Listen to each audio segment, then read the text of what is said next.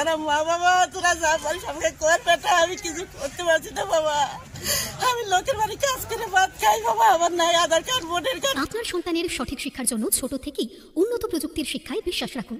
ভর্তি করুন blue bells model স্কুলে। You deserve the best education. Blue bells model স্কুলে 2025-26 শিক্ষাবর্ষে ভর্তি চলছে। ভর্তি সংক্রান্ত বিষয়ে বিস্তারিত জানতে কথা বলুন 8768062450 অথবা 9153020534 এই নম্বরে। ফারাক্কায় নাবালিকাকে ধর্ষণ ও খুনের ঘটনায় জড়িত দীনবন্ধু হালদারকে ফাঁসি ও শুভজিৎ হালদারকে যাবজ্জীবন কারাদণ্ডের নির্দেশ দিল জঙ্গিপুরের অতিরিক্ত জেলা ও দায়রা আদালত। জঙ্গিপুরের অতিরিক্ত জেলা ও দায়রা আদালতের বিচারক অমিতাভ মুখার্জি এই সাজা ঘোষণা করেন।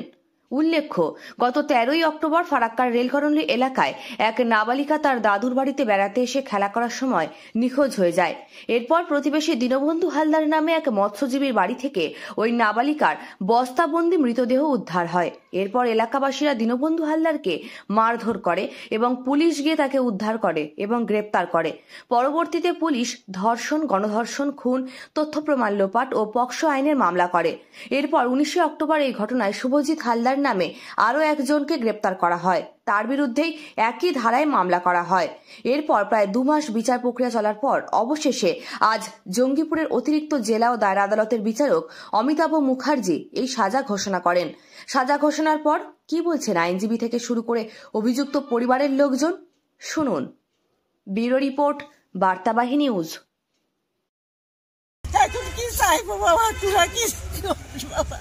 আমার বাবা রবিবারে এতবার ঘটনা, সোমবারে কাজে যাবি, রবিবারে এই বলেই ঘটনাটা হয়েছে বাবা।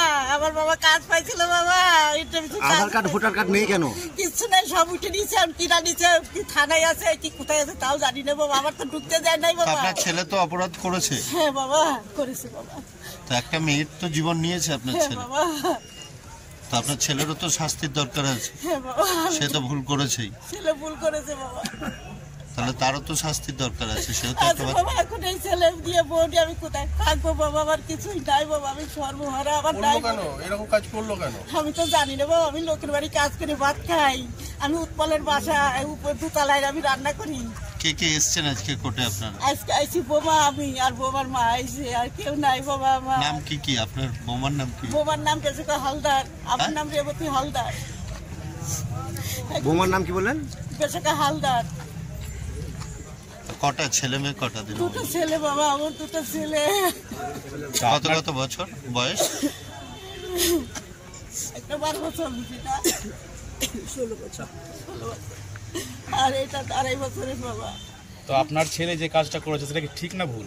জি বাবা, ভুল করেছে বেটা, ভুল করেছে বাবা, ভুল করেছে। তো তার তো শাস্তির দরকার। কি শাস্তি চাইছেন আপনারা? আপনারা যেটা কি করবো বাবা, আমার তার কিছুই নাই বেটা, আমার কিছু নাই, বলতে কিছু নাই বাবা।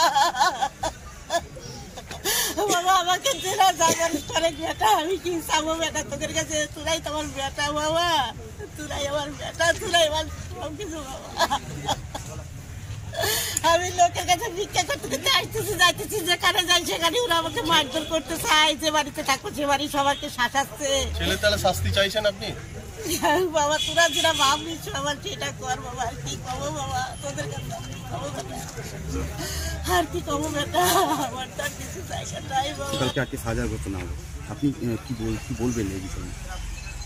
আমি একটাই শুধু জানি, ও অন্যায় করেছে, শাস্তি পাক, কিন্তু ওর ফাঁসিটা যেন না হয়, ও সাজা পাক, নাহলে আমার ছেলেটাকে নিয়ে আমি কি করে মানুষ করব? আমাদের জিনিসপত্রগুলো পাচ্ছি না, আমি ডকুমেন্টস পাচ্ছি না, বাড়িতে ফিরতে পারছি না। বাড়িতে ফিরতে পারছেন না কেন? সব পাবলিকই মারধর করছে, বাড়িতে ফিরতে পারছে না, ভয় দেখাচ্ছে, বলছে ফিরতে দেবো না। আমি জানি না, আমি যাই না। আপনার সন্তানকে শুধুমাত্র প্রথাগত শিক্ষা নয়, সমাজ শিক্ষা এবং জীবন শিক্ষার মাধ্যমে ভবিষ্যতের আদর্শ নাগরিক করে গড়ে তুলতে ভর্তি করুন ভিশন একাডেমিতে। 2025 শিক্ষাবর্ষে শিশু অঙ্কুর থেকে 8ম শ্রেণী পর্যন্ত ভর্তি চলছে। অনাবাসিক ও দ্বিবাবাসিক ভিশন একাডেমি। ভর্তি সংক্রান্ত বিষয়ে কথা বলুন 7908150624 অথবা 9153947687 এই নম্বরে, কিংবা সরাসরি আসুন বড়ুয়া পাওয়ার হাউস পাড়া, বেলডাঙ্গা, মুর্শিদাবাদ। আসলে গিয়েছিল, ওদের বাড়ি থেকে বলছে যে বাড়িতে ঢুকতে মানে অনেক রকমের ভয় দেখাচ্ছে। আপনারও বাড়ি ঢুকতে পারছেন না? না, আমি যাইনি, আমার শাশুড়িকে পাঠিয়েছিলাম, ওদের ঢুকতে দিচ্ছে না। ও যে ঘটনাটা ঘটিয়েছে সেটাও তো একটা ভিন্ন ঘটনা। হ্যাঁ, সে করেছে, আমরা তো শিকার যাচ্ছে, অন্যায় করে নিয়েছে, এখন কি করব? সে বাচ্চাটাকে তো ফেরত আনতে পারবো না। কথা হয়েছে কি আপনার স্বামীর সঙ্গে? না, কথা হয়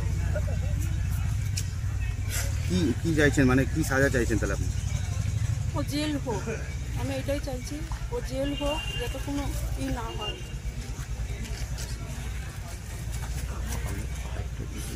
না, আপনারা আজকের যে সাজা ঘোষণা হচ্ছে তারপরে কি আপনারা উচ্চ কোনো আদালতে যাবেন যাবো। না হাইকোর্টে যাবেন? হ্যাঁ, যাবো। কি নাম আপনার? বেসকা হালদার। রেসিকা? বেসকা হালদার বেসকা? আমার সামনে হয়। দুই ছেলে নাকি আপনার? ভাই দুটো ছেলে। দুই ছেলে। সাজা ঘোষণা হলো হ্যাঁ, আমরা খুশি আছি। আচ্ছা, ওই দিন কি ঘটনা ঘটেছিল আপনার মেয়ের সাথে? আমার মেয়ে খেলতে গেছিল আমার বোনেদের বাড়ি, ফুল নিয়ে বাচ্চাদের সাথে খেলছিল, দু বোনের বাচ্চাদের সাথে মেয়েদের সাথে খেলছিল। তখন দিনু এসে আমার মেয়েকে ফুল দেওয়ার নাম করে ডেকে নিয়ে যায়। তারপরে বাড়িতে নিয়ে গিয়ে খারাপ কাজ করে, খুব অত্যাচার করে ওরা আমার মেয়েকে মেরে ফেলছে। খুব নৃশংস অত্যাচার করেছে। হ্যাঁ। আচ্ছা, আপনারা কি করে জানতে পারলেন যে উনি খুন করেছেন?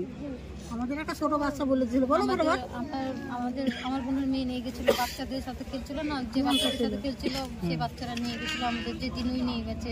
আচ্ছা, তারপরে আমরা ওর বাড়িতে পূজাপুজি করি, আমাদের যতবারই গেছি ততবারই না করেছে যে আমার সাথে আসেনি।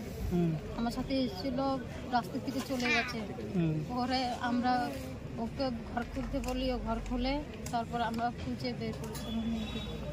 আচ্ছা, উইটনেস পাশের বাড়ি দেখতে পায় যে বাচ্চা মেয়েটাকে, যেহেতু মেয়েটা ফুল ভালোবাসতো, মেয়েটাকে ফুল দেবার নাম করে মেয়েটা 10টা সাড়ে 10টা এরম টাইমে ওর দিল্লি থেকে মেয়েটা রিসেন্টলি এসেছিল তার মামার বাড়িতে বেড়াতে, এবং তারপর ওকে ওখান থেকে এই দিনু ডেকে নিয়ে যায় যখন ও আরও ছোটো ছোটো বাচ্চাদের সঙ্গে খেলছিল। মেয়েটা ফুল ভালোবাসতো, তাই ফুল দেওয়ার লোভ দেখিয়ে ওকে নিয়ে যাওয়া হয় ওর বাড়িতে।